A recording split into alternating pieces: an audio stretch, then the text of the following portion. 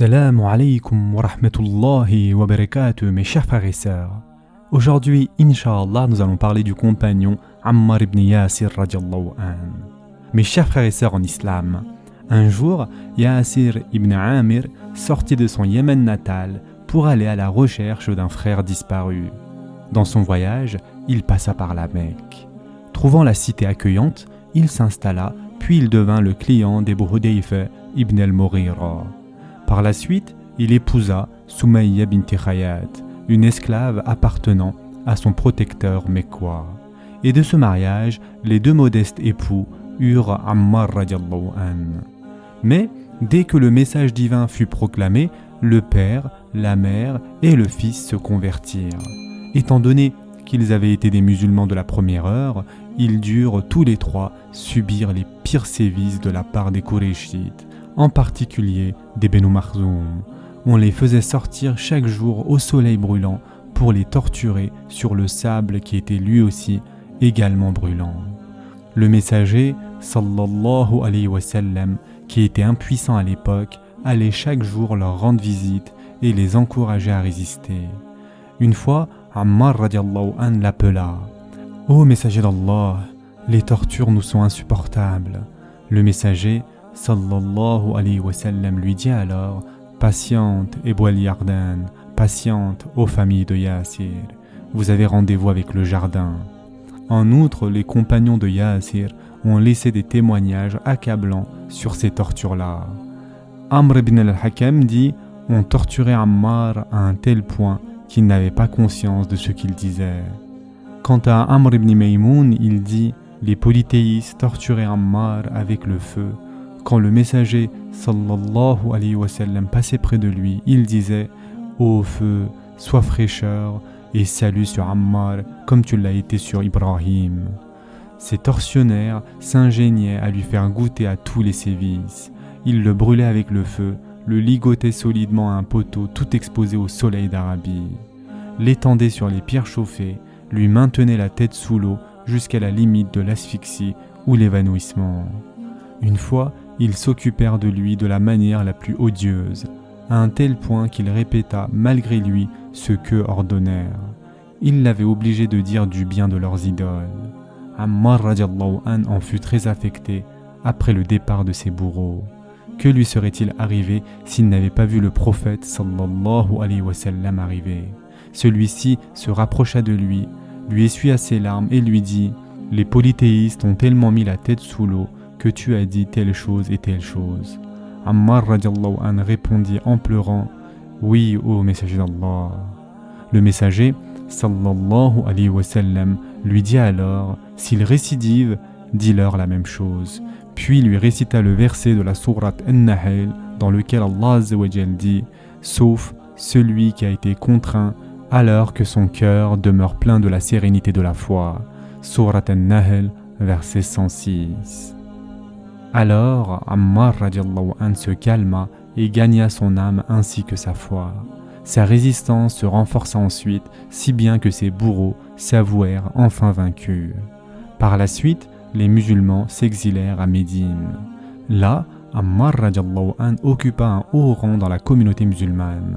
Le messager, sallallahu alayhi wa sallam, qu'il aimait beaucoup, le vantait pour sa foi et ses sacrifices en ces termes.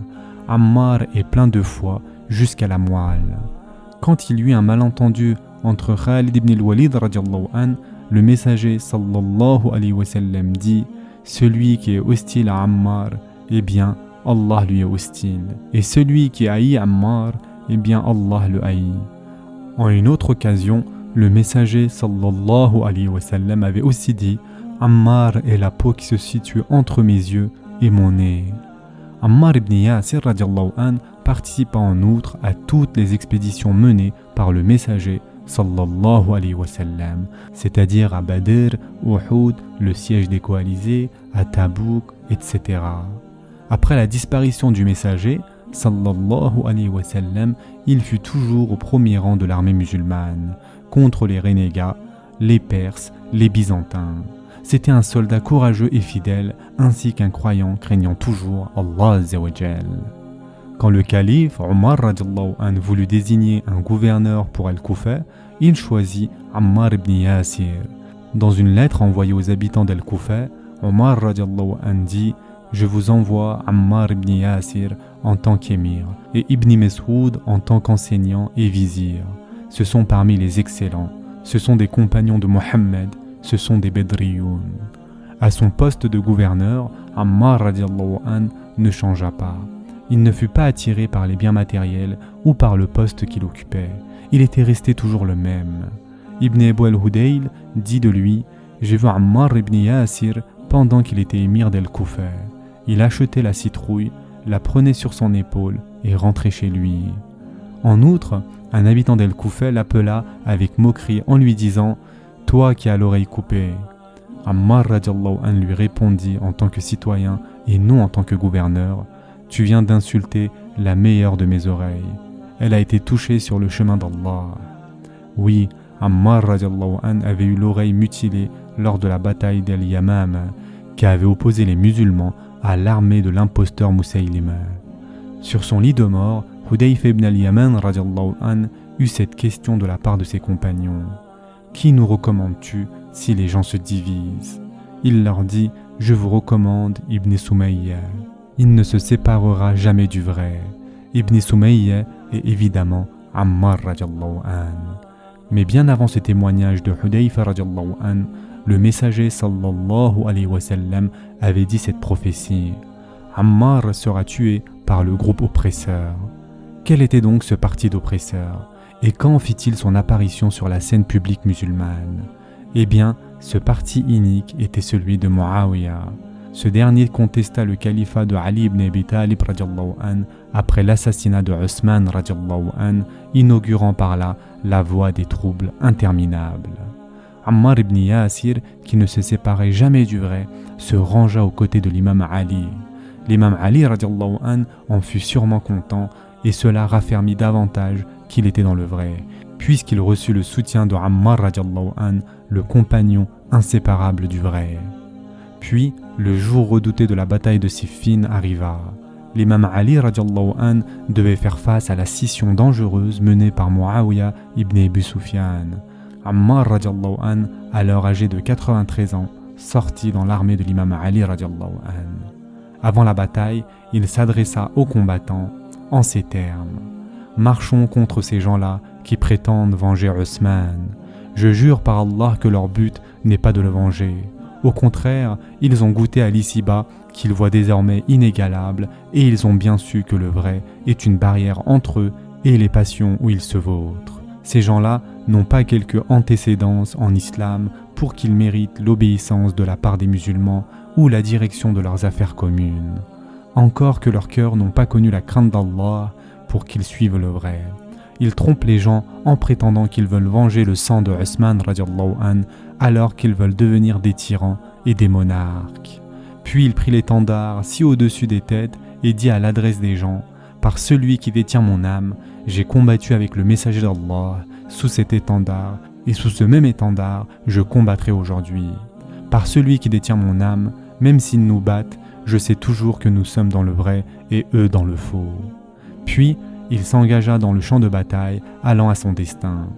Peut-être qu'à ce moment, il se rappela la prophétie du messager, sallallahu alayhi wa sallam. Ammar sera tué par le groupe oppresseur. C'est pourquoi il disait à voix haute sur le champ de bataille, « Aujourd'hui je rencontrerai les bien-aimés Mohammed et ses compagnons. » En allant à l'assaut de l'endroit occupé par Muawiyah et sa garde, il disait à voix haute, en parlant du message divin, « Hier, pour sa descente, nous avons combattu. Aujourd'hui, pour son interprétation, nous vous combattons aussi. » Les partisans de Muawiyah essayèrent d'éviter Ammar radiallahu anhu pour ne pas le tuer afin de ne pas confirmer la prophétie du messager sallallahu alayhi wa sallam. Mais Ammar radiallahu anhu ne leur laissa pas le choix. Ainsi, Ammar ibn Yasir radiallahu anhu mourut sur le chemin d'Allah azza wa jal. Après son enterrement par l'imam Ali radiallahu anhu, les compagnons de la première heure se rappelèrent cette parole du messager sallallahu alayhi wa sallam. Le jardin a tant envie d'accueillir Ammar. Ce jour-là, le messager d'Allah sallallahu alayhi wa sallam avait cité d'autres compagnons aussi, entre autres Ali, Salman, Bilal radiallahu anhum. Ce sera tout pour aujourd'hui. En attendant, prenez soin de vous mes chers frères et sœurs et à très prochainement, Inch'Allah.